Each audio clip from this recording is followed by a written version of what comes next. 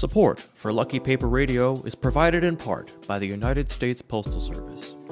Neither snow, nor rain, nor heat, nor gloom of night stays these couriers from the swift completion of their appointed rounds. Their appointed rounds, of course, being bringing you expensive foils for your cube that you irresponsibly bought at 1 a.m. after a few too many beers. Support the USPS. Find out more at apwu.org/savepostoffice.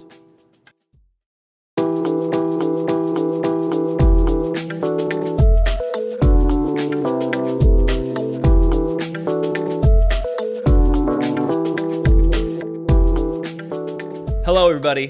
Welcome to Lucky Paper Radio. My name is Andy, and I'm here with my co-host, Anthony. Anthony, got a question for you. Rotisserie cube, rotisserie chicken. You can only have one. What's your pick?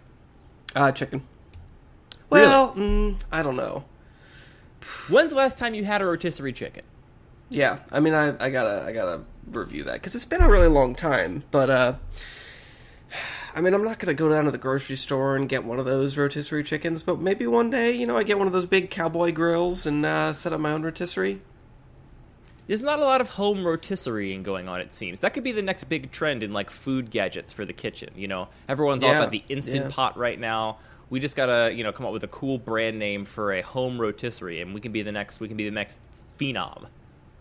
Yeah, I'm gonna go rotisserie draft. Do you really I don't think rotisserie chicken is that good. I mean, I shouldn't say that. Rotisserie chicken is very good when it's good. You're down by Chicken Rico. Chicken Rico's got great rotisserie chicken. Okay, but there's so many other good ways to prepare chicken. It's so hard to rotisserie in the home. I'm not going to miss it that much. I did some roast chicken this week, which I almost never do. I mean, for me, if I'm cooking chicken, it's going to be a stir fry or sous vide or deep fry. I feel like roasting is just such there's so many ways that it can go wrong, but it turned out really well, so I'm gonna get in that roasting train, and maybe I'll upgrade. We're frequent chicken roasters over here. It's good to roast the chicken. You get all the bones then to make some nice stock, get that whole carcass. Well, but you do that anyway if you just start with a whole chicken, break it down, make a couple stir fries. It's so much more work to break it down when it's raw, though. Once it's cooked, all those bones just fall right out, baby. Yeah, that's fun, though. Apologies to all the vegans out there listening to Lucky Paper Radio as we talk about disassembling a carcass of an animal. But, sometimes you gotta talk about chicken. It's just how it goes. Beautiful. Anthony, we finally concluded our rotisserie draft. Wow. We're going to talk, I think, primarily about that this week, and then the listeners no longer have to put up with our continuing updates on the rotisserie draft week in, week out, which I think we're getting a little bit tiring, but it's over now, so we can review everything and sort of see where we landed on stuff. But first, we should do our Pack 1 Pick 1, and we're going to do a little bit of a callback. You drafted the Jund Cube, owned by Riku from the Cube Talk Discord last week, and did pretty well in that draft. You made it to the finals. And so we're going to do a Pack 1 Pick 1 from the Jund Cube, which is, obviously, if it needs to be stated, a cube that does not contain any blue or white, just the Jund-colored cards. What did you think of that draft when you did the cube, Anthony? I thought it was interesting. I mean, it wasn't noticeably different from a lot of environments. I guess sort of this is something we saw when we drafted the mono black cube, is that the draft was a little bit more challenging. It was more difficult to read signals. But once you were actually playing the games, it was very much still playing Magic. It didn't have a huge effect on the actual gameplay. So this was a little bit similar, obviously not quite as extreme, but overall it was a good time. I was actually spectating and watching you draft, and then watched all of your matches, and I thought you were in a very open lane in the beginning. In that first pack, you started taking some black cards and then some aggressive black cards, and you started wheeling all the good aggressive black cards, and I was like, oh man, Anthony's in this clear open lane.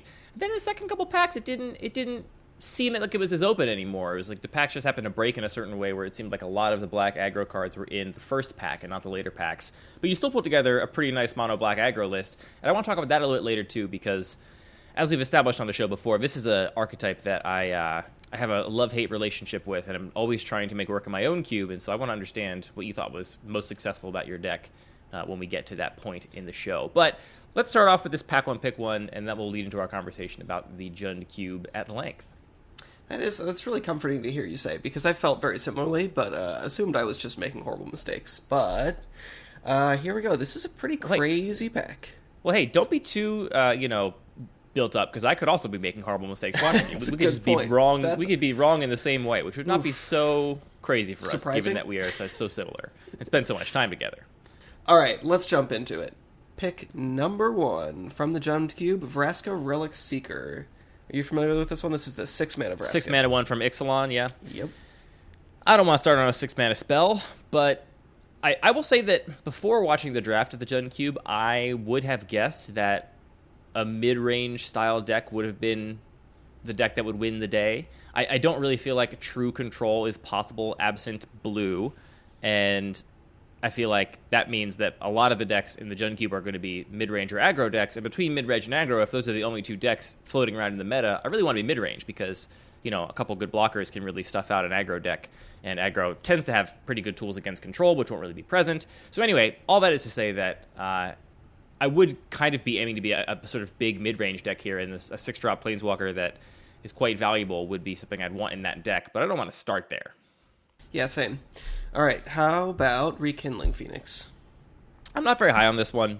Really? I never liked it much in my own cube. This is the one that dies and makes a little token, and then if that token is still around on your upkeep or end step or something, you get to bring it back. I think it's upkeep because the spell has haste. And it's just often kind of fragile, it takes 2 removal spells to get rid of it, or a block and a removal spell, but not actually as unkillable as it might seem. Okay, interesting. Next up, we have Savage Lands. This is the Tri-Land.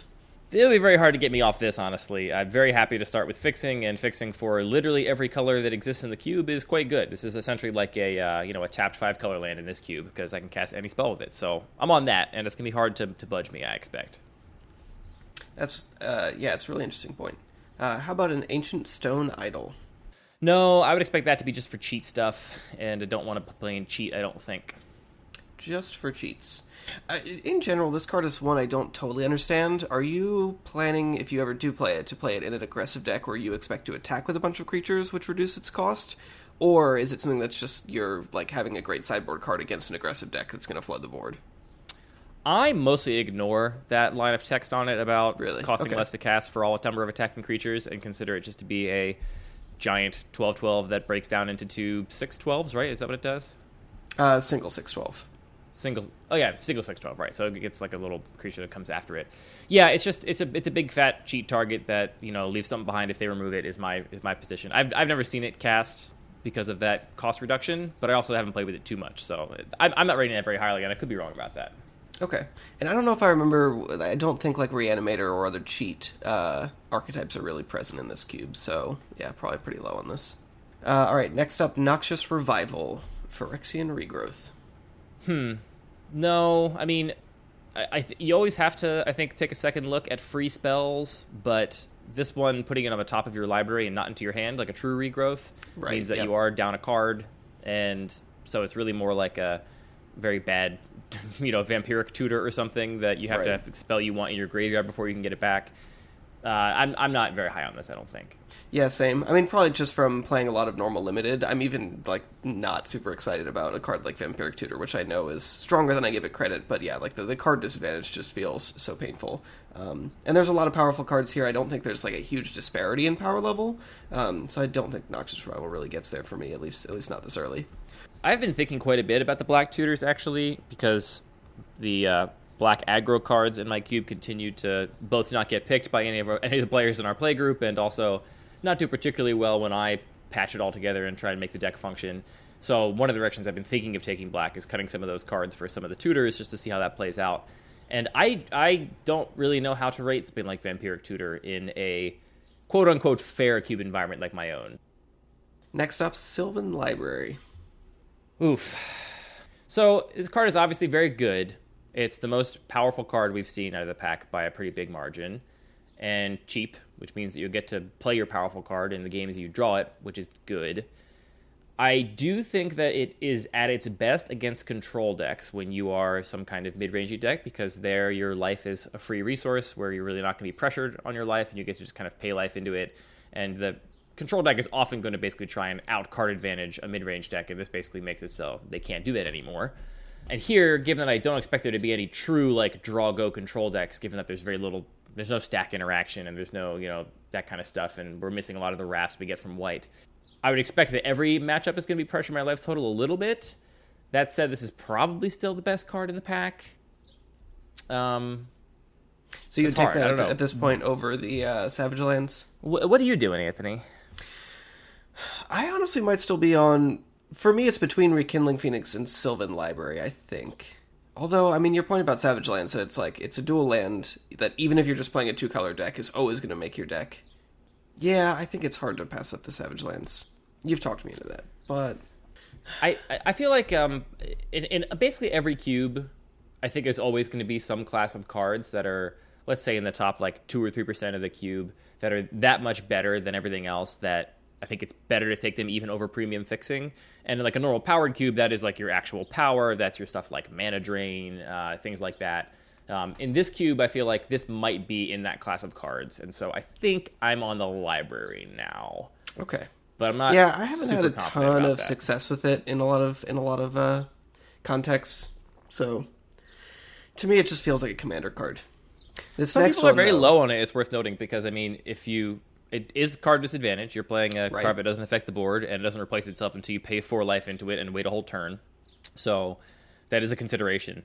Yeah, I only think it's as good as I want it to be in the matchups where I can afford to pay life into it to draw cards. If I can't afford to do that, then it's fine as, you know, some card selection, and if you end up with fetch lands and shuffle effects, it could be quite good. But yeah, I think that the ceiling is high enough on that I'm willing to take it over even premium fixing like Savage Lands. Okay. This next one is very near and dear to my heart. We have Krenko, 10 Street Kingpin. Love that guy. He's good, but not as good as Library. Yeah.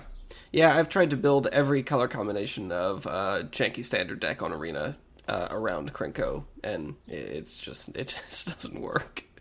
I didn't know you were doing that. Which of those janky standard brutes did you have the most success with? Literally none of them. Okay. Maybe green-red was the best. I mean, every once in a while, what's the hybrid Collision Colossus, where you just give it +4 and oof, it just was bad. 6 goblins. Turns out, Krenko dies to shock and everything else. A stiff breeze. That is the problem, isn't it? All right, so a very different option. Next up, we have Bloodsoaked Champion. Not going to start here. I mean, it's obviously a black aggro card. Like I said, even though in the draft I watched, aggro performed quite well. The 2 decks in the finals were both aggro decks. I still don't think I am trying to be aggro here. If the table is such that aggro is wide open, then I will do it if I think it's what's open in my seat, but I'm not going to go into it based off of Bloodsoaked Champion. Yeah, that's totally where I'm at. I think I did end up taking this very early in Pack 1 in the draft we did, after Heirloom Blade and Dark Confidant, so I, saw this, thought black aggro could be a direction that's pretty open, and I know it's something that a lot of people are not that interested in drafting, so it felt like a pretty safe lane, but yes, pick one, I'm not that excited about it. Yeah, once you have Confidant and Heirloom Blade, it does start looking quite a bit more appealing. How about Deep Forest Hermit? That's very good. It's probably one of the better 5s in the cube, but a really broken 2 versus really broken 5, I'll stick with the broken 2. Very reasonable. Next up, Nissa Vastwood Seer. So this is the Flip Nissa. Flip Nissa. I think Flip Nissa is not great.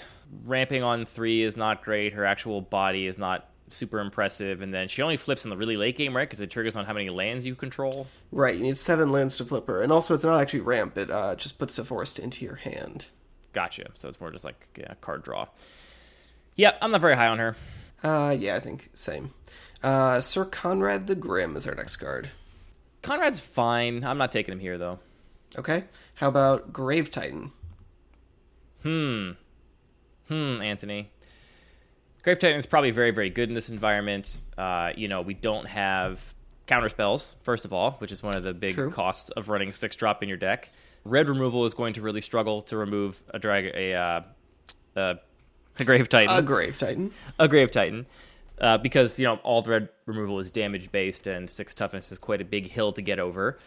And the black removal, a lot of it does miss on black creatures, so the fact that this is hard to kill and pretty likely to resolve does make it a very appealing option. Yeah, I feel like I'm still on the library, but this definitely feels like the second best card in the pack for me, and probably also edges out the Savage Lands. All right. What do you think? What do you think? Ooh, I love me a Grave Titan. I don't know. You've really talked me into the Savage Lands. I mean, just the fact that, again, no matter what you're doing, it's a fixing land that will always make into your deck. Is very, and very the thing we're not saying, right, is even if we say that Grave Titan and Sylvan Library are much better than Savage Lands, it's entirely possible, even in the 3-color cube, that, we first pick a Grave Titan or whatever, and then we just get past nothing but green and red cards. And, so at the end of the day, I'd rather have a Grave Titan or a Sylvan Library in my deck than a Savage Lands. But taking the Savage Lands first is a great way to basically say, you know what? I don't have any signals yet about what's going on at the table. No idea what's getting past my way. Let's instead take this very, very safe card that I know for sure is making my deck. I mean, I guess if you end up a monocolor aggro deck, it's not making your deck. If you end up mono red or mono black, you're not playing it. But those are, pretty small edges, I would imagine. So that's really the value of taking it first pick. And still, I think if you're eating your vegetables, that's probably the correct thing to do. All right, well, how about another colorless option? Aethersphere Harvester. It's a great anti-aggro card, but I actually am not super high on it. I know a lot of people really love this card and count it among Smuggler's Copter as like one of the best vehicles, but I'm not super high on it, so I'm not going to take it. It's definitely good against aggro. I faced against it and was not excited, but yeah, I think it's not super valuable in the mid-range or control matchups. It's also worth noting, like, I don't like cards like vehicles as answers to aggro because, if you have something to crew it with and can block, it's obviously insane against aggro. It's a 3-mana, 3/5 flyer with lifelink twice, which is very, very, very good. But the potential to just not have a creature to crew it with means that, like, your answer to aggro just sometimes doesn't work at all. Sometimes it's a completely dead card, which that's the last thing I want when I'm trying to, like, stabilize or turn the corner against an aggressive deck. I want very reliable answers. I don't care if they're slightly less incredible as long as they're more reliable. Absolutely, yeah. All right, next up, a little bit of a oddball. We have Metamorphose. So Riku made a point to mention that Storm was a total trap in this cube and no one should draft it. And everyone then he listened drafted to Riku. Storm and destroyed us all. No one was on Storm, right? I didn't see every deck at the table, but from how late things like Yawgmoth's Will and LED were going, I took it that no one was actively drafting Storm. I don't think so, no. How good do you think Metamorphose is outside of Storm, Anthony? I mean, the weird thing is I'm just gonna put it into most decks, right? Like, just it's the most free card you can imagine, I guess. Well, not as free as something like Cataxian Probe or something, because you do have to get to the 2 mana before you get to play this card for free.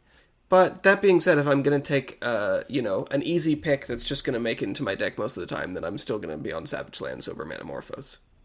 Yeah, I have considered putting Metamorphose in my own cube, which does not have any Storm support, just because it's another cantrip. It's essentially a free spell once you get to 2 mana.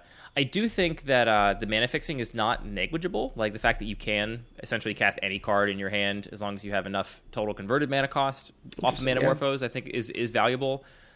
The thing I think is keeping me off of it is that it is, as far as cantrips go, it is awkward that it is not free unless you are casting another spell immediately, which, Sure. You're casting spells at many points in the game, so it's pretty, safe to assume you'll be able to do that relatively early. But, the prospect of just paying 2 mana to, cantrip when you don't have something to play, it's not a great spot to be.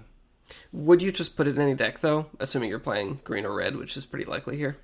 That's the thing, is, like, I'm not sure I would. If I felt like I would put it in any deck playing green or red, I would always cut, my worst playable card and put a Metamorphose in. Then right. I think I'd be cubing it, for sure. I think in reality, I probably wouldn't, because, if you just have no spells in hand and you just play a cantrip, then it's 2 mana cantrip instead of some action, which is not great. And you might draw action with it, and then it's a free cantrip to drew you something. But I just think there's times where it's really awkward to think of it as a actual free cantrip, because you don't always get to use that mana, and it's kind of awkward for sequencing sometimes. Okay. But I'm still considering testing it, so... I mean, I think also in your cube it makes more sense where there's more spells matter stuff, whereas there's a little bit here, I think, Young Pyromancer at least, but without blue, it's just not that heavy. Yeah, I like spells matter stuff. I have a couple of those, so it does trigger that stuff too. All right, last card, we have Llanowar Elves. Whew. I mean, Elves is also very, very, very good. So your contenders right now are Elves, Grave Titan, Library, and Savage Lands, is that fair? Yeah, those are my contenders. With Elf in the picture, I think I'm just going to go ahead and rule out Grave Titan. I mean, 6 mana is great and all. It's a powerful card, but I just don't trust I'm going to get to 6 mana in the average game unless my deck is built to get to 6 mana. And I don't want to take a card that, even if I'm in that color, if I end up black-red, I'm not really super excited to play a Grave Titan. It's almost like a green-black dual card because I want to be ramping into it to reliably get to 6 mana. So I actually think I'm just going to be on Elf here. And my reasoning is that given that there's only 3 colors in this cube, the mana elves are at an even higher premium, I think, because they're really important cards for green, in my opinion, because they change the tempo of the game dramatically in your favor. And there's going to be more green drafters at this table than there's going to be at, a table with a cube with 5 colors in it. So I will take any, other, any of the green finishers I get are fine. They're kind of interchangeable to me, but I think how good my base green deck is going to largely depend on how much cheap ramp I have. So for me, it's going to be Elf edging out Savage Lands over Sylvan Library. Those are my top 3 in that order, I think.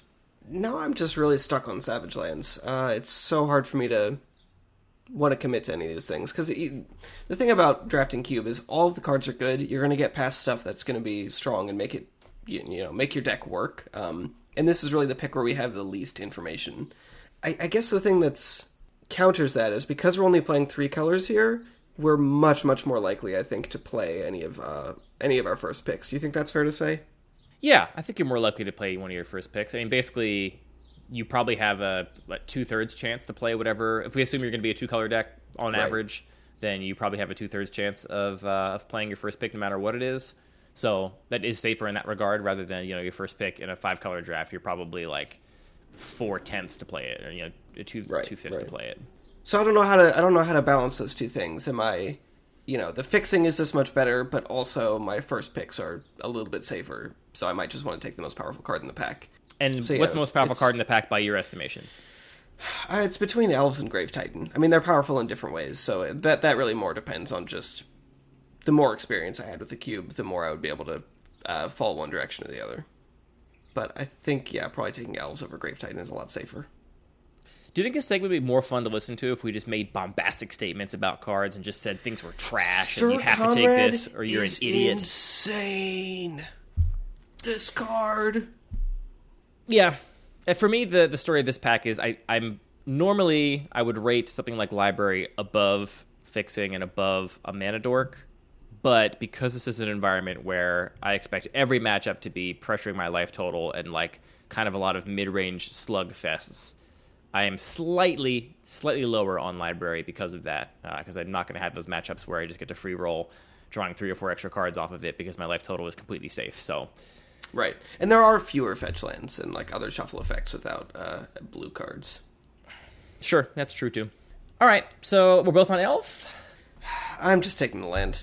This is the pick where we have the least information. We don't know what's open on the table. Let's just be safe.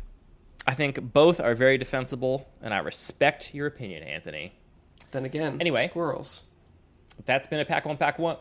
Blah, blah, blah, blah. Anyway, that's been a pack 1, pick 1 from the Jund Cube. Thank you, Riku, for letting us do a pack 1, pick 1 of the Jund Cube.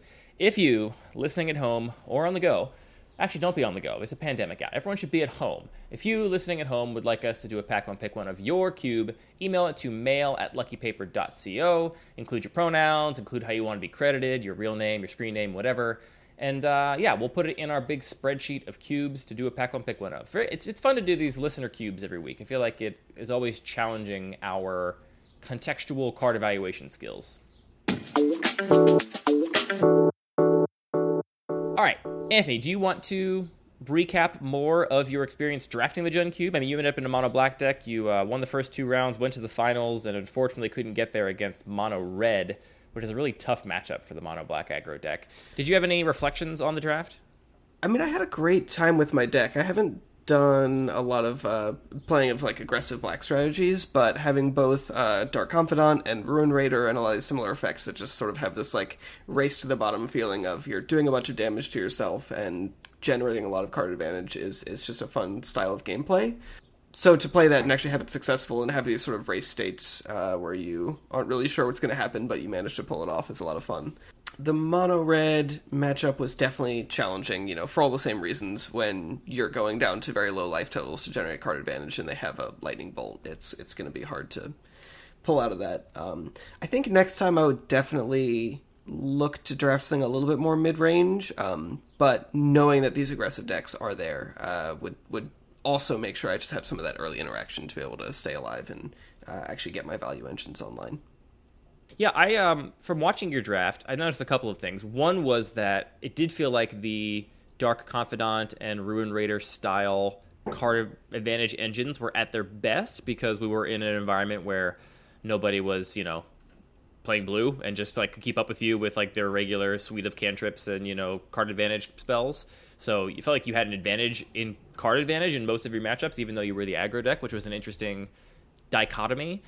And I also felt like I noticed that your equipment was so key to so many of your wins, and it felt like it really shined in the black aggro deck specifically because you could always get your threats back, right? Your little dinky cards died, but you had your Gutter Bones and your Bloodsoaked Champion, and so suiting those up was extra good because it meant that not only was it now a big threat that had to be answered, but when it was answered, you could just bring it right back, which made it extra threatening. I've always in my head kind of felt like the equipment was best in the mono white aggro decks because white gets the best keywords on creatures. You get a lot of first strike, you get some lifelink, you get a little bit of double strike every now and then, and putting or even flying, you get pretty good access to flying creatures too in white.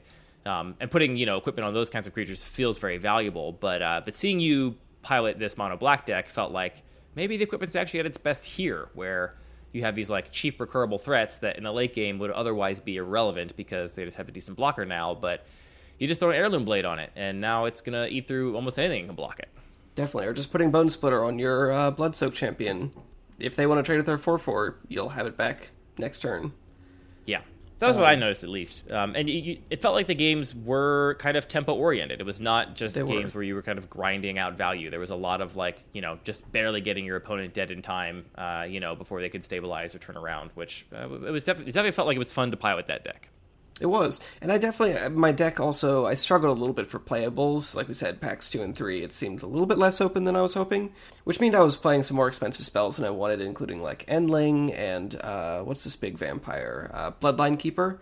But that was also sort of a fun aspect to it, of just having this aggressive tempo in the start, and then being able to play one of these powerful 4-drops to close out the game. Ended up being a lot of fun. Endling, especially in a couple games, really, really performed. Yeah, there were a couple of times where if the board gets stalled, Endling puts a very quick end to that. Maybe that's why it's called the Endling. Yeah. But the fact that you can any of those Morphling cards, especially the competitively costed ones, on an empty board with kind of people just stalled out, not an empty board, on a stalled board specifically, where there's just a little bit of beef on both sides, but nobody has the advantage, will quickly turn the board in your advantage, which is helpful. Did you see anything else interesting in the other matches you observed? I observed all your matches. Oh, okay. Well, I'm sorry. Well, I started watching you because I'm good friends with you, and I knew you wouldn't mind me watching. And then I figured I'd watch who won every match. I would just follow the winner, and you won every time until the final. So I just followed you. And then you've been watching my last opponent ever since. Yeah, and I've just been following around the player who won the finals and just snooping in on their life, seeing how they're doing, cooking dinner, walking the dog, and here I am just ever watching until they lose something. Until they lose at life. I hope they don't. They seemed like good people. Yeah, then they lost their wallet, and I was like, who do I follow now? Whoever picks up the wallet. Mm-hmm. And this is my life, the ghost. This could be a bad horror movie. Some kind of ghost that just follows winners. Winners only ghost. What are we doing? It's a yes and, I think is what it's called, is what we're doing. There's no bad ideas, Anthony. No bad ideas. Just bad people. And pandemics. Anyway, the cube is cool. I like the Jun Cube. I like anybody that is fully committed to making a weirdly restricted environment like a cube that only has 3 colors, and I always feel like there's things to learn from how decks play out. Can you give me any insight, Anthony, into how I can make the mono-black aggro decks more functional in my own cube, having piloted a pretty successful one? I don't know that they...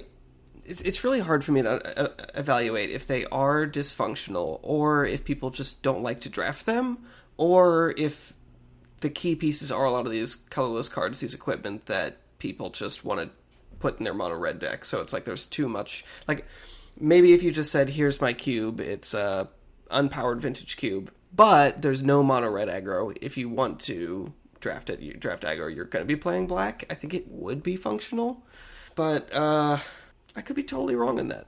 I don't know either. And that point you made is a very important one to me, which is that you don't know whether or not the archetype is actually lacking, like whether the ideal mono black aggro deck that could be built in my cube is actually competitive, or whether people just don't value the cards. And there's no way for us to actually, through experimentation, really glean which of those is the case. If we draft the cube in good faith and everybody just plays Magic however they want to play Magic based on their own card evaluation and their own preferences, then it's entirely possible this could be one of the sleeper best decks that nobody's touching every single time, and we just would never know it.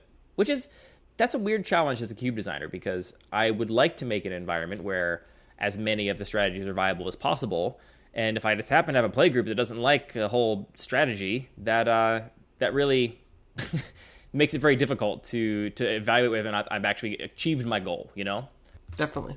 This actually segues very nicely into the rotisserie draft that we finally completed and played our matches of, because the number one story of the entire rotisserie draft, I have the spreadsheet here before me, is that most people avoided black a lot, and the players that ended up playing black was basically one Grixis control deck and one 5-color good stuff deck that both just played some of the premium black removal spells, and then our mono green player, 2/3 of the way through the entire draft, was like, nobody's playing black. I'm going to draft a black sideboard for my deck, and then I will side into green-black when I need removal spells or whatever. So black was really low valued by all of the players at the table, and especially all of the aggro cards were not touched. Here, the last picks, the last row of picks in the entire draft was Mardu Strike Leader, Bloodghast, Foulmire Knight, Knight of the Ebon Legion, Gravecrawler, Bloodsoaked Champion, Gutterbones, Dread Wanderer. Those were the last 8 picks made. That seems like a pretty good deck. It's all there. So nobody wanted to do it in the rotisserie draft, and I think that had an interesting effect on the other decks that were present. But I didn't know if you had any thoughts about the fact that everyone completely ignored that deck. I mean, I think a lot of it is just that it has been not proven to people, specifically the aggressive deck. So there were some black cards that were taken very early, like Liliana the Last Hope. But so much of the black section of this particular cube is these aggressive cards, which I think just no one was interested in drafting that archetype. I will say that my plan was 100% to first pick Sulfuric Vortex, and then if I had, a perfect dream pick, to take Jite and or Smuggler's Copter next. But if the players before me had taken a red card, then I probably would have instead just taken Dark Confidant first, and then, again, tried to pick up those powerful, aggressive, colorless cards. So, I was close, but didn't end up happening that way. This draft did take about 6 weeks to complete, and that makes me exhausted at the thought of doing it again, but I do think if we had a chance to do it again, I would probably also just try and force mono black aggro, but partially as a test to myself. First of all, I know that these particular players don't value it very highly. It'd actually be very interesting just to see what these exact same players would do again, now with the information of what everyone did at the last table, which I think says a good bit about what people value and what they think is best in the cube. So I wonder if there'd be some metagaming going on where, this particular draft, blue was the most fought over color. There were 4 decks that were somewhat heavily playing blue, which really divided the valuable spells up. And green performed very well, and there were only 2 decks in green. And so I wonder if next time if we did this, there'd be 3 decks in green or 4 decks in green, because people were like, oh, green's very strong, which would be an interesting impact. But I'd be curious to just force the mono black deck and see if it could do anything. But in the case of a rotisserie draft, even I, the cube designer, I don't think mono black aggro is as good as mono white or mono red aggro. So it's like, why would I ever force it? There's other better decks I could possibly force. And if there's 2 other aggro players in mono white and mono red, then the colorless aggro cards are going to be even more fought over, which means I'm not going to get very many of those. So yeah, I don't know. This kind of gets at an idea it's been bouncing around my head for a while, which you helped me work on a little bit, which is just this idea that people are always designing their cube with basically thinking about the decks they want to result from a draft, right? People look at their cube list and they say, well, this card is for the mono red aggro deck, and this card's blue-white control deck, and they kind of have an idea in their head of what ideal draft decks would come out of sort of the draft. And sometimes people even go as far as doing the hypergeometric calculations and saying, well, I know for sure that I want a turn 1 mana dork in my ramp deck, and so if I'm going to have a ramp deck, if there's going to be another ramp deck at the table, and they can work backwards and do the math and figure out, how many mana dorks you need to include in your 360 card cube to maximize the chances that, these two players both have a chance of having enough mana dorks in their deck to play a turn 1 mana dork, right? And they work backwards like that from the idea of completed decks. Something I've thought about a lot is that I never see anybody talking about the whole table, like the share of a draft that comes from 8 people drafting it all at once, which is to say, like, if the mono red deck is really good and the mono white deck is really good and the blue green mid range deck is really good, is it possible that like there's just 8 really good decks in my cube and then there's like 2 or 3 other decks that I'm thinking about and saying, well, here's the mono black card and here's the the black red mid range card, but those decks are just not among the highest tier of decks in my cube, and therefore people will basically never draft them. It's just something I often think about. Interesting. So it's like people are just unwilling to draft the 2-1 deck. They want to draft something that they are more confident has a shot at being a 3-0. Well, it's more that, like, so, I mean, yes, obviously, I'm assuming my players are trying to win. That's like one of the assumptions I built my cube on, and decide how to include cards or cut cards from.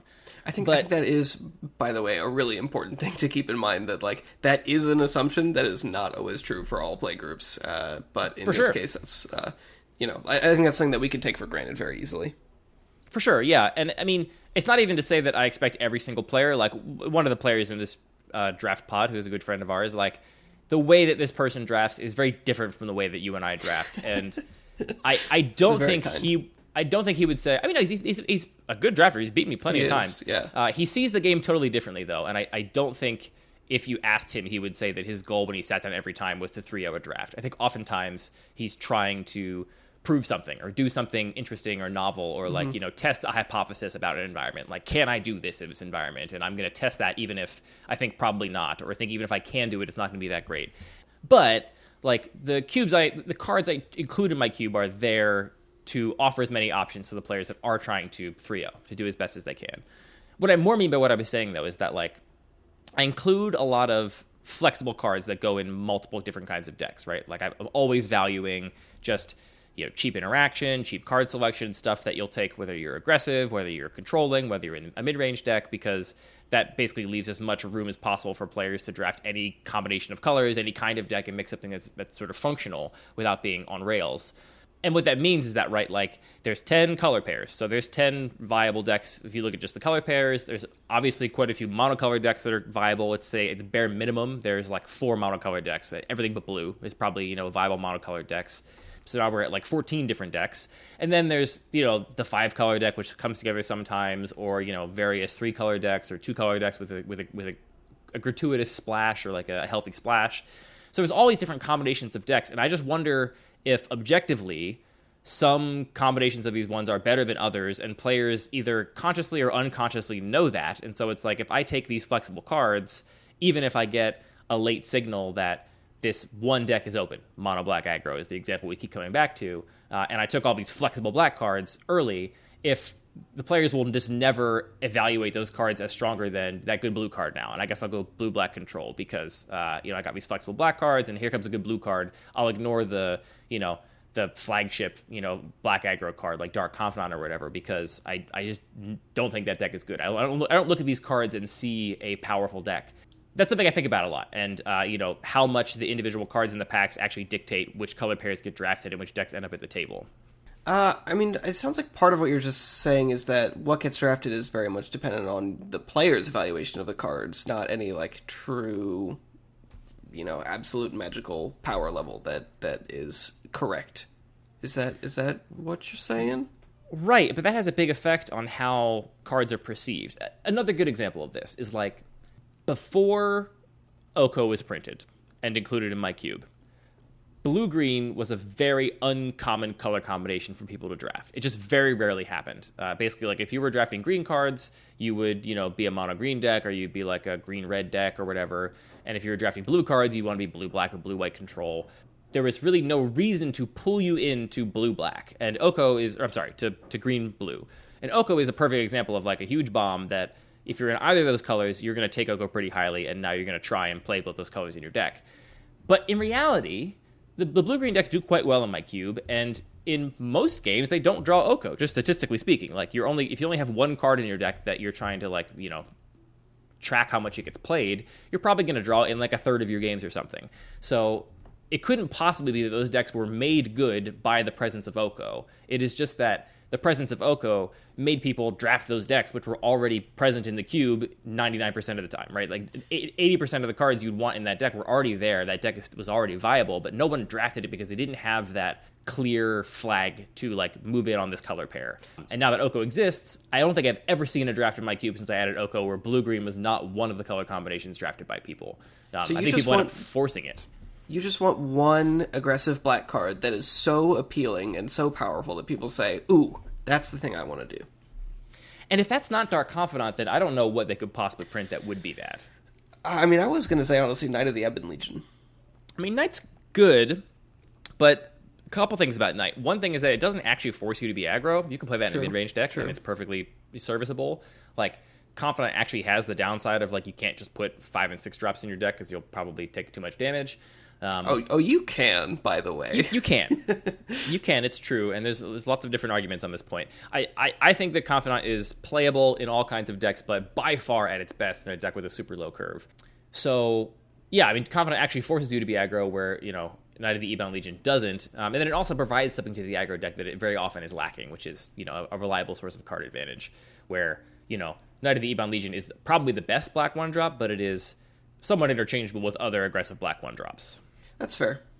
Anyway, I feel like there is some secret language, some key to be unlocked here to determine, like, given a certain set of cards where there's certain, like, appealing bombs and certain colors and color combinations that, a table is very likely to break down in a certain way, right? Like, you're very likely to end up with a blue-green drafter, or you're very likely to end up with a mono-red drafter or whatever. And a lot of these other color combinations in decks are probably just not that likely to come together.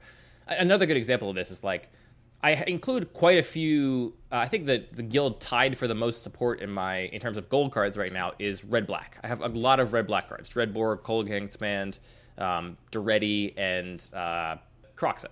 So I have 4 gold cards. I've ever seen somebody draft in this cube just a straight-up red-black deck? Like, I feel like those always get splashed in a Grixis deck. Exactly, right? Like, that's a perfect example. I think that red-black Duretti is almost as powerful as Oko. Its impact on the game can be as devastating. I don't know. That's a statement. Here's the big difference. The big difference is that it has reasonable loyalty, and its second ability is a down tick. Right, so it's pretty different. Well, I mean, it is pretty different in terms of raw power level, but the abilities, I think, are almost as good. Like, plus to make a 1/1 with Defender, down tick to kill something, versus, Oko's plus to make a food, and then another plus to elk something. I think they're actually somewhat... And they both are mostly powerful because they're 3-drop planeswalkers, which you can sneak in under counter magic or, play very early if you want. But Oko always leads to players drafting blue-green, and Duretti almost always gets splashed in a Grixis control deck, either primarily, a blue-red control deck or a blue-black control deck that'll win splash for Duretti, which is a very interesting difference. And like you said, I'm not sure, it's been a long time, like, such that my cube was not the same cube it is today, that I've seen anybody draft just black-red, and make that deck come together. I mean, do you think this effect is largely just compounded by people also like to have something proven to them? And if they see the blue-green deck work, and maybe they just hadn't before, but now that one player sees Oko is there and they want to draft blue-green, everybody else now recognizes that as the spot to be. Yeah, I think that's a big part of it. Like, we draft, we all watch each other's matches, we look at each other's deck lists, we see what 3-0'd, and so I think people, what we're essentially experiencing is like a very small competitive metagame where there's not that much data. We only draft a given cube, a couple times a month at best. So, whatever won last time, if somebody's trying to improve and they're a spike and they're trying to do better, they'll probably look at what won last time and say, all right, well, what didn't I understand about this archetype? I'm going to try and do something like this next time. And it ends up being kind of a self-repeating cycle, a little bit of an echo chamber. A little positive feedback loop. It's also probably even more compounded in a rotisserie draft where all picks are public information. Or I should say even more important is you're picking from the entire cube all at the same time. So it's not like somebody opens up Oko in pack 3 and decides to splash it in their green-black deck. If they think that's the most powerful archetype, they're just going to take that right away. Yes, yeah, and in this case, Oko did go third pick. So very first round, the third card picked out of the entire cube, which I think is about fair. Like, Oko is one of the cards I think is better than Fixing. It's better than other very flexible bombs in that it's just worth being in those two colors. Though it is very splashable, I think. But yeah, you're right. Like, this particular player took Oko, then Jace, then Misty Rainforest, then Birds of Paradise. And it's like, all right, you're going full blue-green. There's no question after those 4 picks. Because you're not going to be splashing Jace or Birds of Paradise. So you're definitely, kind of going in hard here. Yeah, I don't know. It's just, I want to figure out some way to quantify or measure or, like, visualize how wrong your friends are. No, not that at all. Because, I mean, here's the thing. Like, nobody's wrong. Like, first of all, I mean, I very rarely 3-0 my own cube. I didn't this time. I lost in the finals again. So to say that I understand my cube best out of anybody in this playgroup is, like, not even close to true. And also, like, even if I did understand the cube best and I often 3-0'd or whatever, like, the reality is that not every player is me. And not every player is the best player. And if you're only targeting your cube towards, like, the best, most skilled, most experienced players, then that's a very specific limitation that I think changes the cards you would include or exclude from the list. So yeah, I just want to basically be able to visualize, like, the perceived power level of cards and archetypes. And honestly, that was one of the things I find most valuable about doing this rotisserie draft, is that I now have a ranked order list of all the cards in my cube that correlates. It's not directly one-to-one, but it almost correlates with, like, how appealing all my play group thinks these cards are, right? And there's a very strong message that, like, black aggro is not appealing to anybody, and strong message that, like, blue is very appealing, and cards like Oko are very powerful and worth taking early. All those messages I think are very helpful. There's a lot of factors that contribute to that as well. Like, if I'm drafting mono red and I split all the 1 mana 2 power creatures with another player, I'm going to end up with a pretty bad deck. But all the blue cards are much more of support cards, and, like, if I end up with a dig through time and you get a treasure cruise, like, we're both pretty happy with that. It's not like we need this dedicated set of blue cards to make a deck work. So, like, it makes sense that blue can just be more spread out. That's true, but you can also say the same thing of black. Like, there's lots of very flexible black cards that went very, very late. People took what I would consider, like, third tier blue cards over first tier black cards. Rather than move into black, which was wide open, they were like, no, I'm still going to keep fighting over blue because I think being the third or fourth player in blue is better than being the first player in black. Which is, I mean, it's a good thing to know. And it's going to impact how I make some changes to my cube in the coming weeks, because I do want to address this sort of the black problem that I'm seeing in my cube these days. You just have to make more than one cube. Just make a special little cube where you put all of your favorite black cards. I've talked with Jet before about this idea of having a cube that the only stipulation is that it can't contain any cards that are in your main cube. Oh, interesting. And yeah. I think it's a very interesting limitation, and in reality, like, I would never want to play that cube, so why would I bother curating it? Like, it's an interesting thought experiment to think about, like, okay, it would be a place to put all of your, like, cool pet cards that just got, scrunched out on power level in your main cube, right? You can't fit this anymore, so you got to, like, pull it out. But it would also force you to do very different archetypes, because, for example, if I didn't play any of the, like, ramp spells I play in my current cube, I'd really be scraping the bottom of the barrel in terms of, like, quality ramp spells. So, like, my green probably couldn't do any kind of ramp in this sort of secondary cube that I'd be talking about. So it'd be an interesting kind of limitation to work with there. I might have just done that this week. Oh, really? Yeah, so I mean, we were talking a little bit last week about, what were we talking about? I think it came up just a little bit about Magic and Cube. It was about Magic, probably. That Cube can be very intimidating. There's a lot of, like, sort of, all the Cube people get really into a lot of details, ourselves included. And we do have a podcast dedicated to the subject, so yes, we are guilty. Yeah, so that's fair. So it can be a little bit hard, if we're in better times at our LGS, and there's all these people who are there to do, drafts to the latest standard set. And then, we want to sort of entice them and say, hey guys, you want to try some Cube? And they're like, well, I don't know how this works. I don't know all these interactions. I don't know how to draft it. So I had the idea to just, and this is not like the most novel idea, but the idea to just make a cube that is extremely friendly and approachable to people that are coming, especially from that standard draft experience. And as I started putting this list together, I started doing exactly what you were saying, of being able to say, oh, well, this is a card that I had to cut from my main cube, or, like, I really should cut from my main cube, but don't really have the heart to. But here's just the space for it. I'm just going to bump all those cards into this spot and still get to enjoy them. Yeah, I try to be as ruthless and logical about my cuts as I possibly can be, but there's definitely an emotional aspect to it. There's some cards I just really want to play, and I had a easier time cutting some cards from my cube when I have somewhere else to put them. Right. And like for me, that's often my battle box, or I have 2 battle boxes now, so it's one of the battle boxes I'll jam a card into. But yeah, it definitely feels better to make a cut when you're like, you still have a home, my precious baby. You get to live somewhere. You're not going to be out on the streets. This is a warning to people who are considering designing a cube. It doesn't stop there. No, it's a deep hole for sure. What did you learn from putting this list together, though? Well, I immediately felt a tremendous anxiety about what do I do about lands.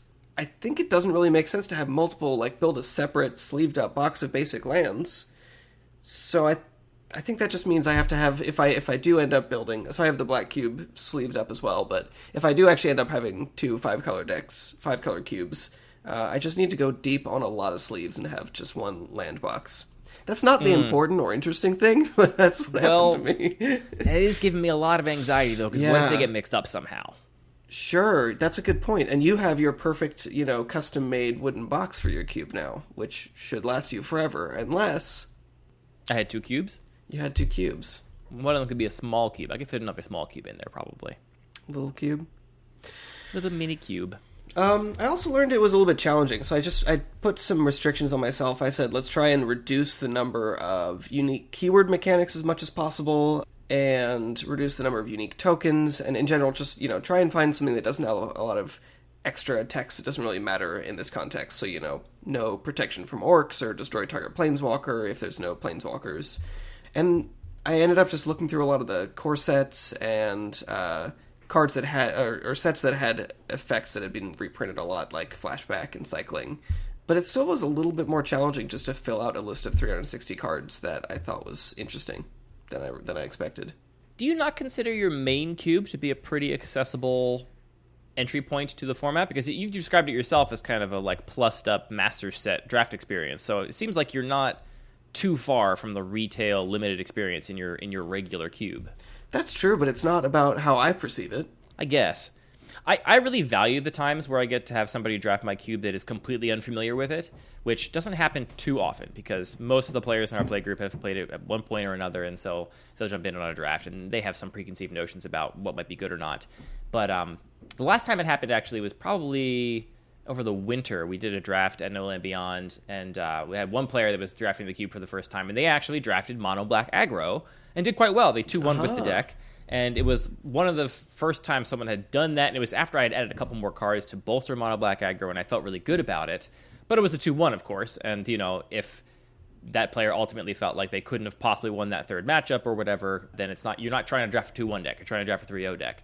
But I thought it was very interesting that, like, that player that didn't have that sort of preconceived notion about what was playable or not ended up playing the deck that was open because no one else wanted to play those cards, which is what I want to reward. I want to reward people drafting the open deck. And in this case, this particular player did have some unfamiliarity with the cube and cube cards in general, which I think led to a couple of like small mistakes. Like they, for example, just had never played with Winter Orb and didn't know that it should be main decked basically in any aggro deck, which would have made their deck quite a bit better. But it's hard to evaluate a symmetrical card like that when you haven't played with it and haven't evaluated it before.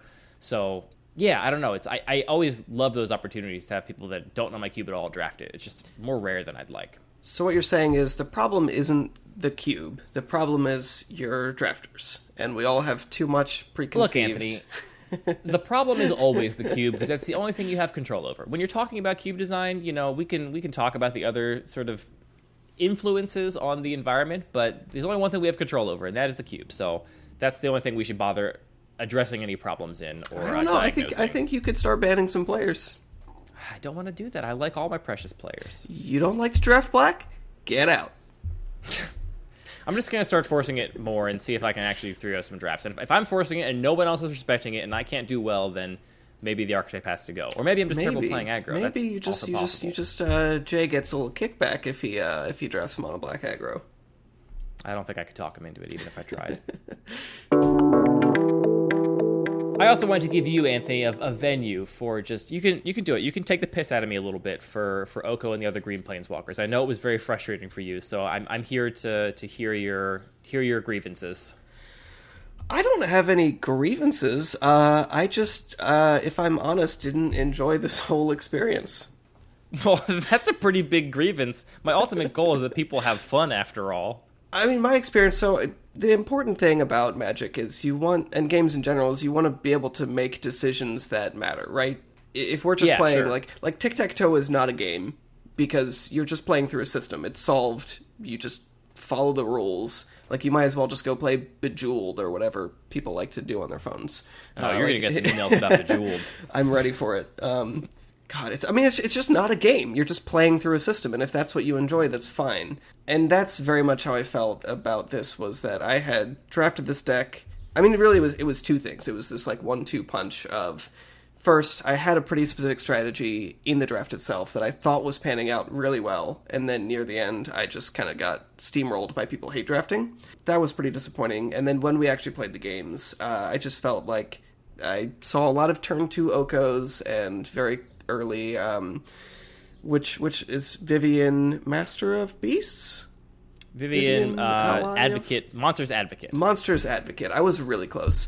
And I just felt like I had zero way to win at those points. And so I'm just sitting there like, I guess I'll keep drawing cards and see if there's any way out of this. So just having two matches like that, where I just felt like an entire, 6 weeks of thought just didn't matter, was a very frustrating experience. And that's... definitely part of Magic, is that you don't expect to win all the time, but you do expect to be able to make decisions that matter, and you do expect to, win the next time and learn from it. But when the experience is that long and that protracted, that adds to the challenge, because you can't just say, like, okay, cool, we'll, like, do another draft tomorrow and see how it goes. Yeah, I do definitely think that investment was at an all-time high in these decks, Yes, given that we drafted them for a month and a half. It made getting mana screwed or whatever feel that much worse, because you're like, well, geez, this was a long time in the making. And I can only imagine for somebody that, maybe has been grinding, pro points to maybe get a chance to play on the Pro Tour, and they get to that, like, final qualifying match and they get mana screwed. It's like, got to feel terrible to have that kind of thing happen after so much work on something. Follow up. Why didn't you bolt the bird, dude? You can't bolt a Utopia Sprawl. Okay, well, Utopia Sprawl's pretty good. That's true. You didn't have Wasteland in your deck, right? That's probably put it on a basic land. Yeah, exactly. Mm-hmm. Yeah, what can I say? You don't have any way to interact with Utopia Sprawl in mono red. You're just going to lose to powerful Planeswalkers cast too early. Yeah.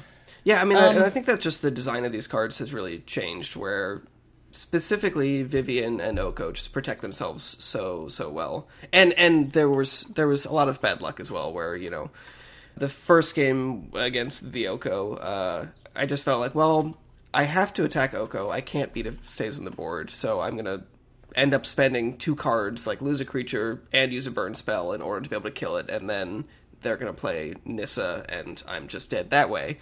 And then the second game, I had a Phyrexian Revoker, and I felt like this is going to be great. I don't have to waste 3 turns just trying to kill Oko. I can actually just continue with my game plan and play this Revoker.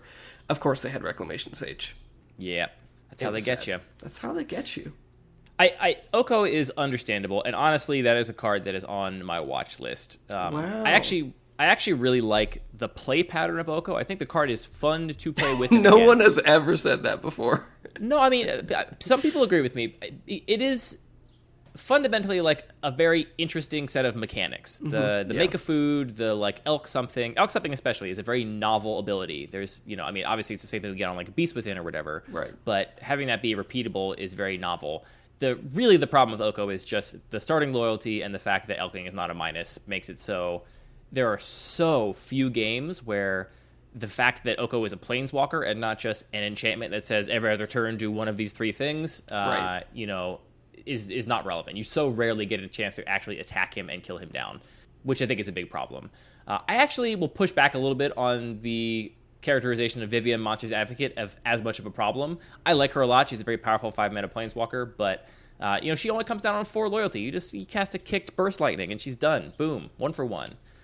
That's fair. I mean, really, I'm calling out these 2 because they seem particularly powerful. But yeah, I mean, it's just a lot of these green planeswalkers defend themselves so well, and that's sort of the thing that I felt like I was facing repeatedly. There's some And other ones that are on my list. Vivian's I not on my do list. I like think Vivian a lot. I think she's extremely strong, and the card advantage that she generates between just making a token every turn and being able to play creatures off the top of your library is very, very powerful. Yeah. Vivian is good, but she's not. She's good. Here's what I'll say. I think Jace the Mind Sculptor is a perfect example of a very powerful but very well-designed, balanced Planeswalker. Because he comes down on 4. If you want him to not die to a bolt or some other similar burn spell or, a relatively small creature getting through, you have to plus him, which is not the most powerful plus. It's pretty, negligible to get to Fate Seal your opponent or look at your top card of your own library. And then his main ability, the Brainstorm, is a 0. So he's not ticking up to, some insane inevitability in most games. In most games, you're basically trying to protect your repeated Brainstorm every turn. And he can protect himself with his downtick, which is a downtick only 1 to return a creature.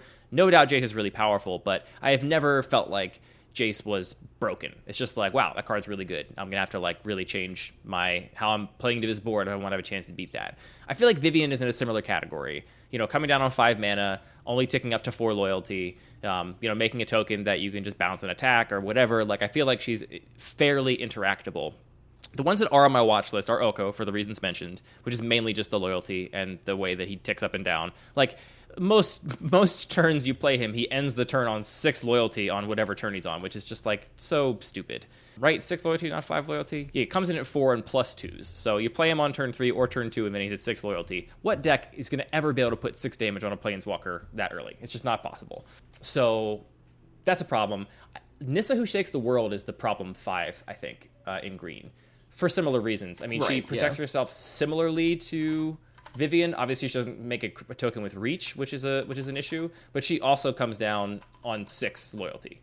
You play her on 5 and uptick her to 6. So you need to be able to deal with a 3/3 blocker and also deal 6 additional damage to possibly get her off the board before she starts, going off. The thing that saves her for me is that her tokens are your own lands, and right. So there's some risk that is a cost. Yeah, it is a real cost. And I had my first match of this Roto draft was against this same player that had Oko and Nissa in their deck. And I did manage to grind out wins against both Oko and Nissa. Never a turn 2 Oko, granted. I'm not sure I could have beaten that. But we had this amazing game where my opponent was stuck on lands and had a live Nissa. And their live Nissa, in combination with a wild growth on one of their lands, meant that they were still making plenty of mana to cast all their spells, because they would, play a spell with their doubled forests and then untap their forest that had a wild growth on it and then make 3 more mana or whatever. So they were still casting spells, but they were losing a land every turn to my onslaught because they had to keep blocking to not die. And so they kept losing a land every turn. And it was this really interesting game where there were super tight decision points where it was all right, if I'm going to lose this land, I have to try and resolve this spell to try and stabilize. So I think she might stick around for a while. The other one that's on my watch list is Ashiok Nightmare Muse. Really? And all of these are on the list just because of their situation with their starting loyalty, namely that it's so hard to interact with them. This is another 5 mana Planeswalker that comes down and ends up on 6 loyalty with a 2/3 in play. 6 loyalty is just so much. So much. Lot.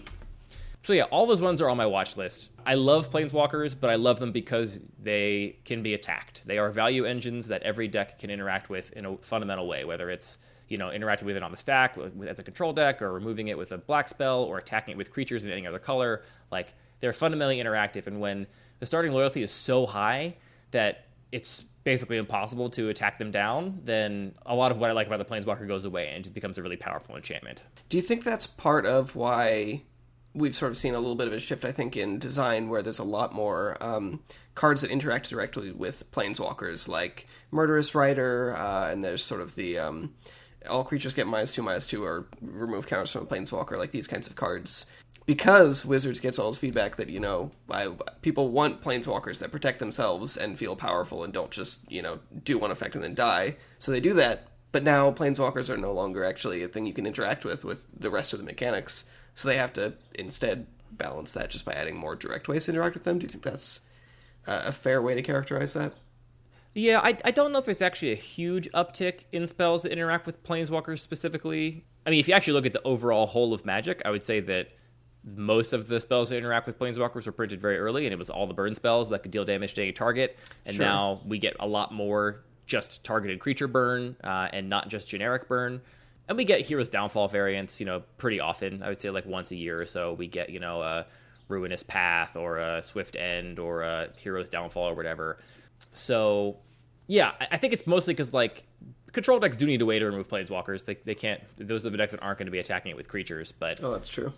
yeah, I would like there to be a little more efficient Planeswalker removal, because even if you remove a Planeswalker the turn after it's played, you still got some value off it. That's another part of the card that's like fundamental to the design. You did something with one of its abilities, so it's not a blowout if your Planeswalker gets removed most of the time. All right, I solved your problem. Have you considered the Elder Spell? I was so disappointed when that card was printed, because we knew that War of the Spark was coming. We knew that it was a Planeswalker-centered set. I thought we're going to get like a really good cubable Planeswalker removal spell in this set. Some like, just good Hero's Downfall variant that will slot right into my cube. And then along comes the Elder Spell, this card that is like just unbelievably powerful, but only can be cast if your opponent has Planeswalkers, and otherwise is a completely dead spell.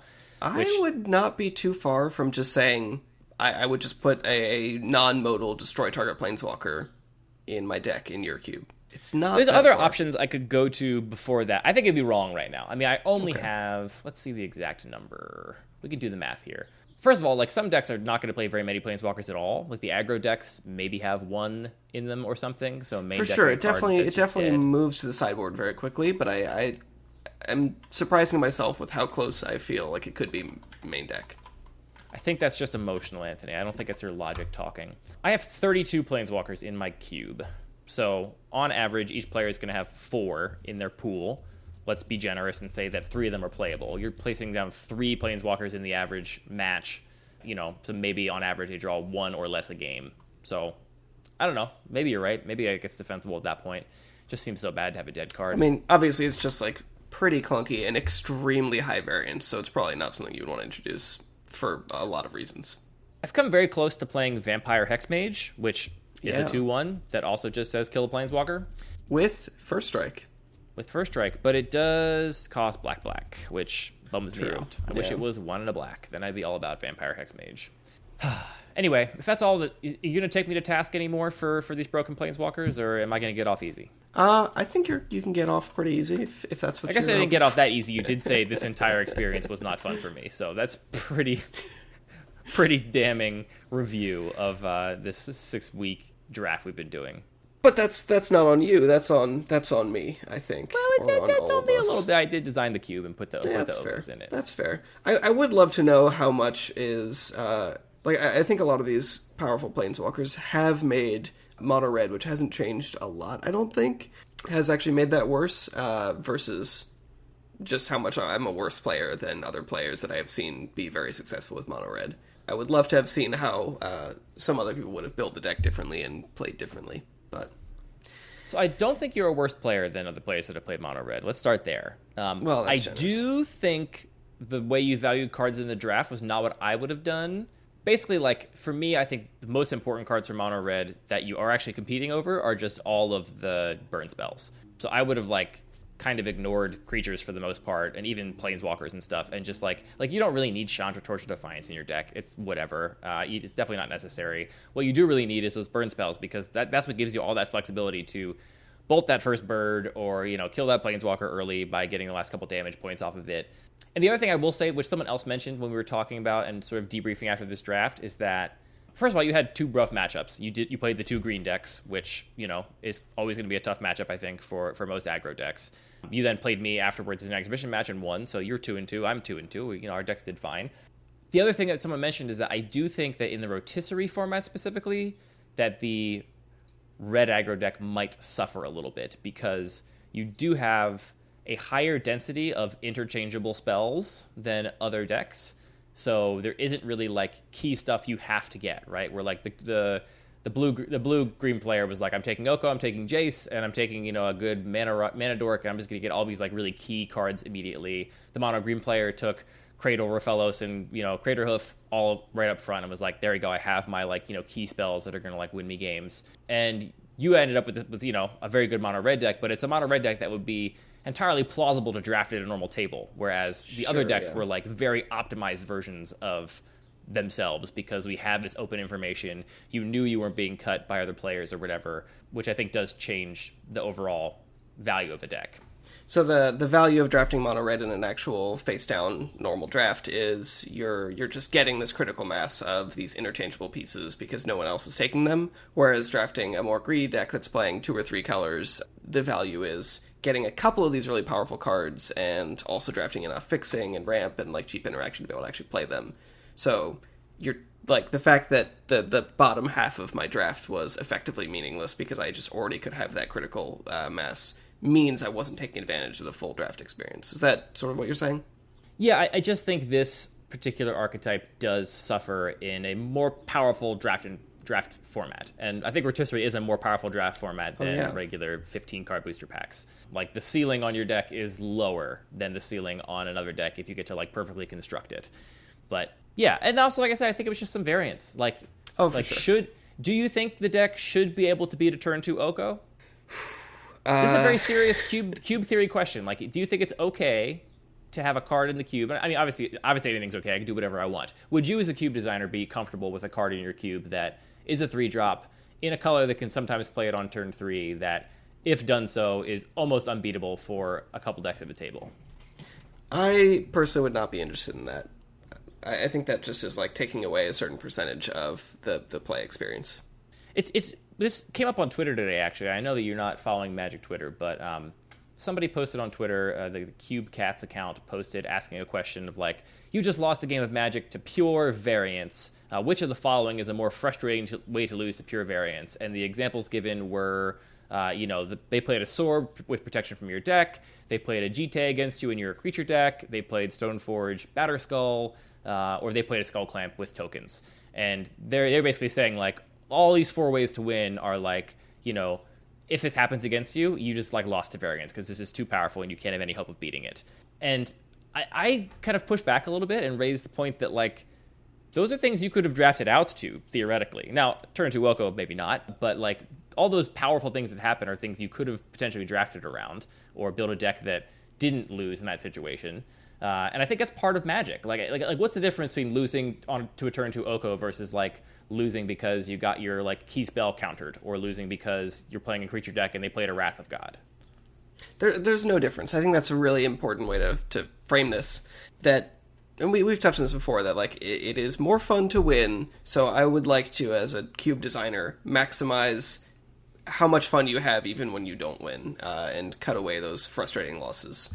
So that hopefully there's like still, even though there's a zero-sum game in terms of who's going to win, can we have a more than zero-sum game in terms of how much fun people are having? And introducing these games where it's like, especially like extremely thin margins for having a way out of a game is very frustrating, where you play this on turn 2, there's the tiniest chance, if I draw perfectly that I could get out of this, means that you're spending more time in that forced to losing suffer state. through it. It's not just like, oh, you play that, if it literally says 3 mana win the game, that would actually almost be less frustrating. Yeah, so what you're saying is that the fact that Oko comes down so early and so quickly has this decision on the game, I guess there's some degree to which things can actually be drafted and played around, like, losing to a board wipe in your creature-based deck. Like, you could also commit less to the board, theoretically. You could have made a calculation a few turns ago to do something a little bit differently. Losing to a counterspell, could you have found a time to resolve that key spell when your opponent was tapped out? Maybe not. It's possible. Right.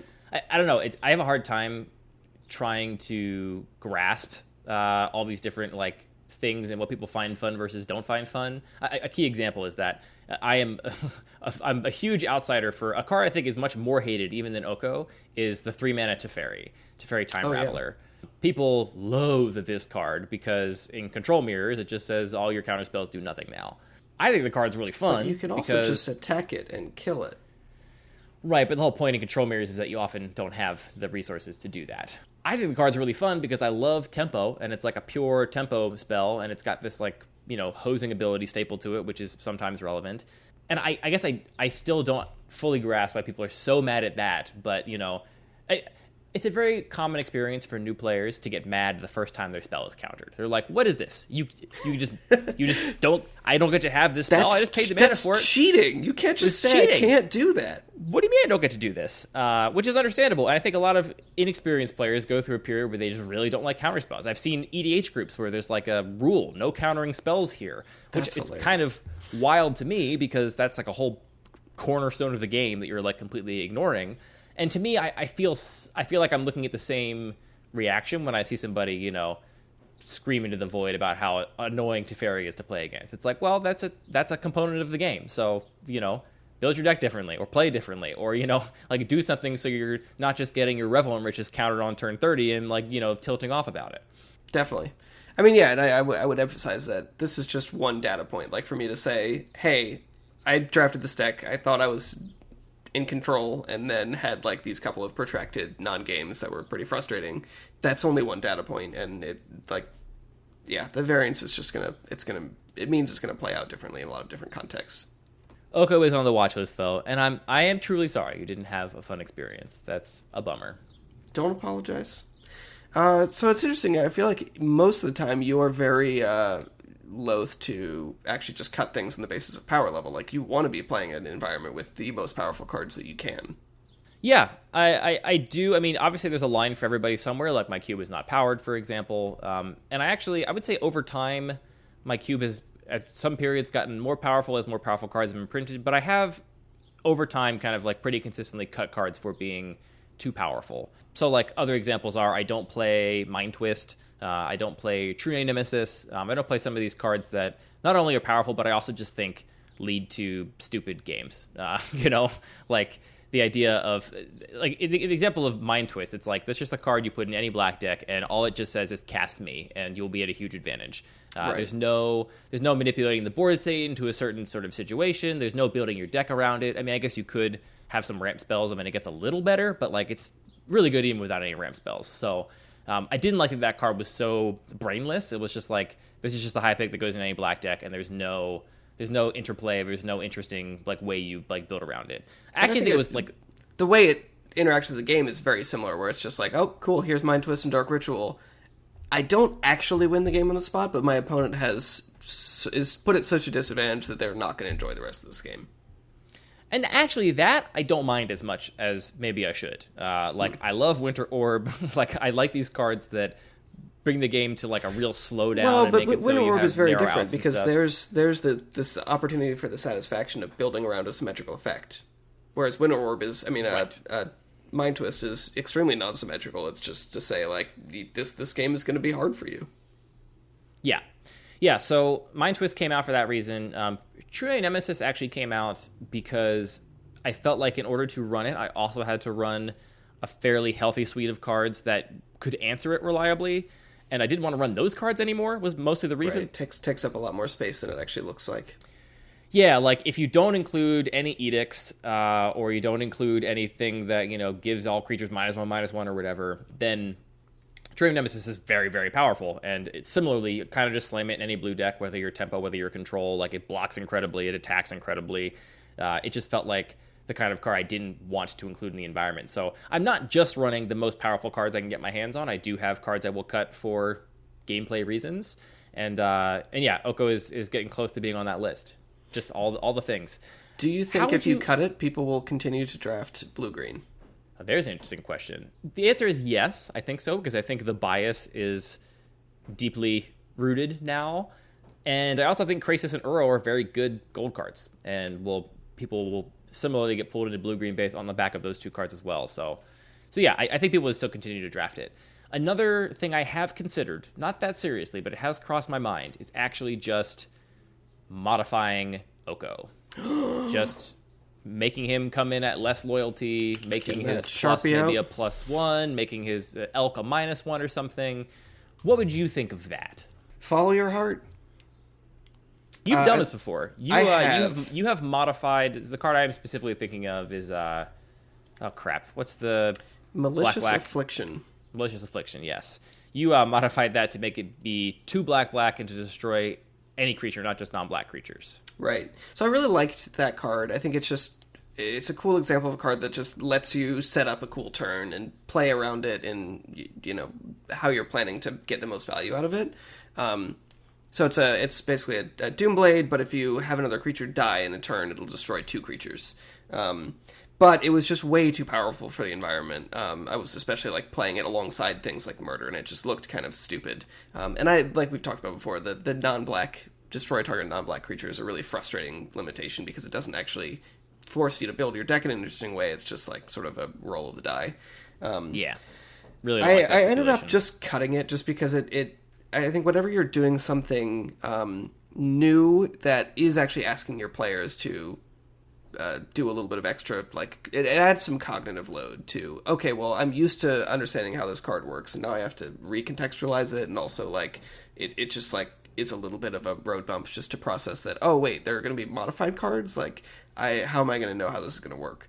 So it just ended up being, it didn't add enough value to the draft to actually force my players to care about something extra.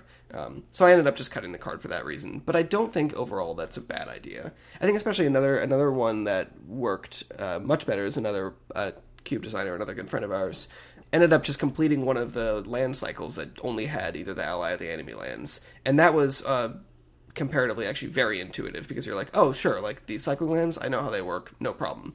And they had nice sort of real enough looking prints of them that I think it didn't ask a lot of extra from the players, but that was great. Although they made one serious mistake, I think, which is that they used existing card names for other lands. Which if you know what that card does, seeing it do something different is a problem. So if you're going to do that yourself, recommend just choosing new names for stuff.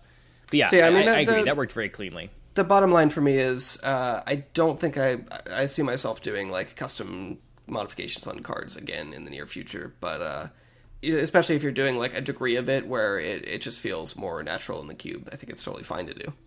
Yeah, I have never done it, and I think I've avoided it because it feels like a slippery slope to me, where it's like, okay, if I'm going to do that, like, what other cards am I going to tweak? Am I just going to make it so Doomblade kills anything, and then now all of a sudden all these other Doomblade cards are just functionally worse than actual Doomblade? Like, it just...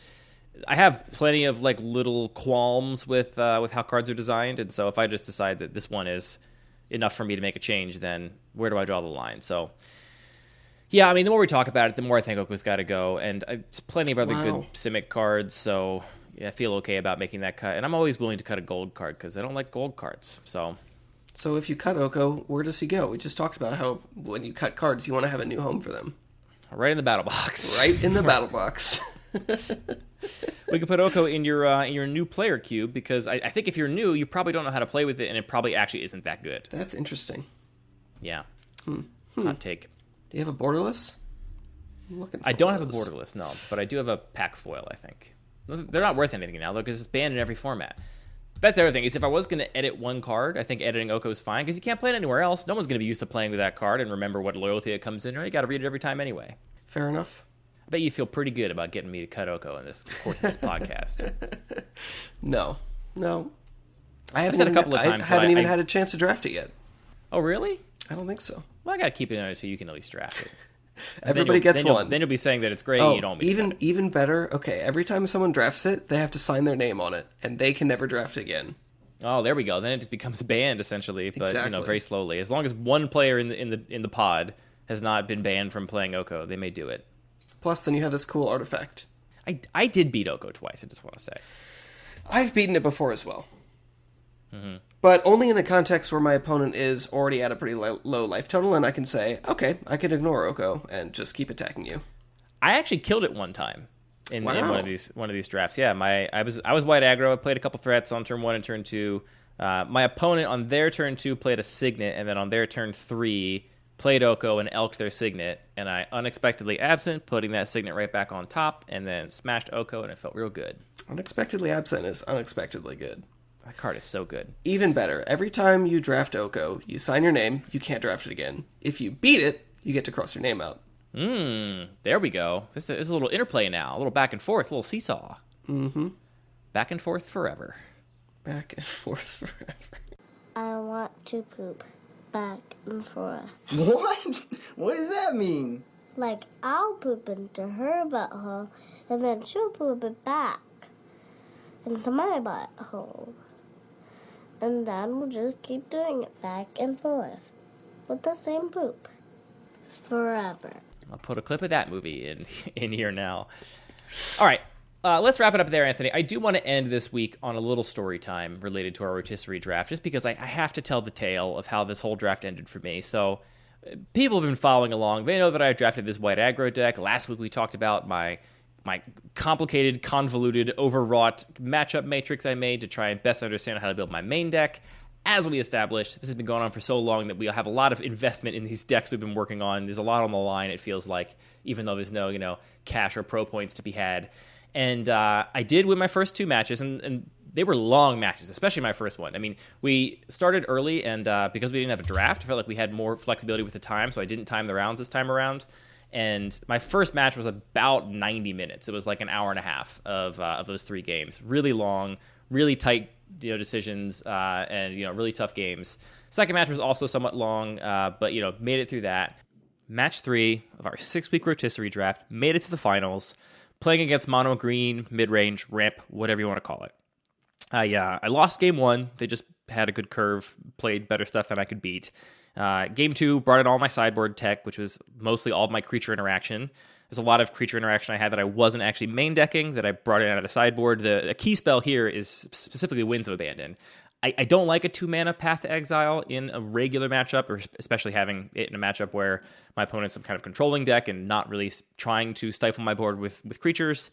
But in this matchup specifically, he has very little removal from my creatures. He did side into the black half of his deck, giving him a little more removal spells, but still not very many. So he's very, very rarely going to remove my stuff proactively. His sort of win condition is flood the board, get to a stall, and then eventually go over the top with much better cards. He's got 5 and 6 drops in his deck. I got mostly 2s and 3s. So if he can manage to basically stifle me and stabilize, that's how he's going to win. And Winds of Abandon gives me an amazing out, right? If I can cast it for the overload cost, I can win pretty much at any stage of the game, even super late. So that's a key piece I bring out of the sideboard. I did win game 2 off the back of Umazawa's GT. I managed to connect early and get some counters on it and just basically, take over the game from there, as GT tends to do. So we go to game 3. Final game, final match, big, long-running rotisserie draft. I had kind of a slow start. I did have a 1-drop, but no second 1-drop and no 2-drop in my opener. I think I mulliganed once, so I didn't want to go even lower, even though my opening hand wasn't great. So I kept it, played my 1-drop out, and then his turn 1, and he's on the play because he lost game 2, he plays a Mana Dork. And then his turn 2, I'm kind of like, wincing, like, please don't play anything good, because I can't really keep up at this point. But no plays on 3 mana on turn 2 with his 2 lands and Mana Dork. So comes back to me, I draw for turn, I still have nothing proactive to do. No more 1-drops, no 2-drop, anything like that. So what I decide to do after some thought is pass the turn, go to his draw step, and unexpectedly absent the Mana Dork to the top of his library on draw after he's drawn for the turn, which is a kind of a risky play. Basically, what I want to do is gamble that last turn he had nothing to do with that 3 mana. So, assuming he plays land for turn, if he still just has 3 mana, the only way I'll be able to play something this turn is if he draws a 1, 2, or 3 drop off the top of his library at random. I'm trying to set him back 2 turns by basically, not letting him draw that Mana Dork again, which he could definitely play that turn. So that's the move I take, and it ended up being not a great line because he drew Rafellos for turn and played Rafellos, and I was down a piece of interaction. So that was an interesting decision point. Not sure what I should have done there, but that's the line I took and how I played it out. I did actually find an answer for Rafellos, which was good, but then I was stuck on 3 lands for a while, while he was actually getting a little bit flooded out. So I was still playing threats. I was drawing threats off the top of my library and playing threats and chipping some damage in. Got him down to 11, but I'm stuck on 3 lands, and I have GT in hand. And I know that in his deck, one of his main pieces of interaction for GT is Gem Razor, which is sorcery speed, obviously, and also lines up pretty bad against GT because, he had a Mana Dork, and I believe he had a Voracious Hydra X=1, which he had played to pick off one of my sort of X1s. So he's a 1/2 Voracious Hydra and a Mana Dork in play. these are low toughness things that if I can just connect with the Jite, play it, equip it in the same turn, deal some combat damage, I can pretty much keep him from ever mutating that Gem Razor because I can remove the target in response to him casting it for mutate cost. But I'm stuck on 3 lands. So I played everything else I could, every other threat out of my hand. I held the Jite as long as I could, hoping to draw that 4th land. I didn't, and I finally ran out of other stuff to cast. I didn't have any more cards in hand to do anything with. So I'm like, all right, I'm not going to do nothing. So I ran out the Jite, hoping to untap with it so I can get to equip. And of course, he had the Gem Razor and destroyed the Jite before I could get any damage in with it. And then, of course, I drew the 4th land after that. So that felt punishing. I'm not sure if I was supposed to continue holding on to it. It felt bad to do nothing in a match where I'm trying to win based on tempo, but in hindsight, maybe just resolving that Jite was one of the most important things for me to do. At this point, the game was pretty stalled out. He had resolved a Whisperwood Elemental and was making 2/2s every turn, and obviously has the 4/4 back, which is a great blocker. I have a good board. I've got, Thalia, Guardian of Thraben. I've got an Heirloom Blade. I've got Brimaz, King of Oreskos. So I've got good stuff. He's not getting any attacks anytime soon because he's too afraid of, dying on the crackback. And I have these good blockers, Thalia with First Strike with this, sword on it, and Brimaz. But we're just kind of stalled out. I can't send in because he's going to be able to gang up and block something and still just kind of cheap turning ahead on card advantage. And he can't send because he's too afraid of, dying on the crackback and my good blockers. So we're kind of stuck at an impasse. At this point, really, for a little while, I had an out of potentially drawing my Elspeth Knight Errant and being able to jump something in for this final damage. But that also pretty quickly evaporated as, he just continued to build out a bigger and bigger board. Also, the Gem Razor should have reach, so that was going to be a problem. So eventually we got to this point in the game where my only out was to draw Winds of Abandon, but he was still getting a little flooded and wasn't putting me under a lot of pressure, so I had a lot of turns to do it. So we were sitting there drawing cards, playing lands, playing more creatures to build my board up. He's mostly doing nothing, just building up a board with Whispered Elemental, occasionally playing a spell here or there. And eventually he draws Wolfbriar Elemental and was apparently holding onto a Cradle in hand. He knew I had Strip Mine in my deck, so he didn't want to play the Cradle to it. It's something to use that mana for. So he plays the Cradle, plays Wolfbriar Elemental, kicked 12 times, and makes just a huge amount of wolves. And now I'm for sure dead. Like, next turn he can swing with everything, and I'll be dead in one shot. Woof. Or should I say wolf? So this is my only chance to draw my out. And I'm looking at the top of my deck digitally and just hoping and praying. Draw the card. And it is Winds of Abandon. I drew Winds of Abandon at the perfect moment. And I was just like, oh, I did it. Wow, this is incredible. I played to my outs. Except, Anthony, Thalia, Guardian of Thraben was still in play, and I only had 6 mana. So because of my own tax hate bear, I couldn't make the winning play, even though I drew it at exactly the right moment. Bad beats. Extremely punishing. And I couldn't even fake an attack and hope that he, blocked and killed Thalia because he knew it was my only out. It was obvious. All the deck lists were public, so he wouldn't have ever traded with it. Plus, it had this Heirloom Blade equipped to it, so it had 5 power with First Strike. He'd have to, block with a bunch of stuff. If I had attacked, he surely would have just chumped with, a wolf or whatever, just to play it safe. And that is how the whole thing ended. All right, cool podcast. Oh, wait, we should actually end the show. Thank you for listening to Lucky Paper Radio. You can find us online at luckypaper.co. All of our music is by James Nasty. Find him online at just Google James Nasty. You'll find him that way. And follow your heart. What do you want to say to the people, Anthony? I think that just a cool podcast was a pretty good end. So it's a little braggy, but okay, cool, that's fine. Cool podcast. A little braggy.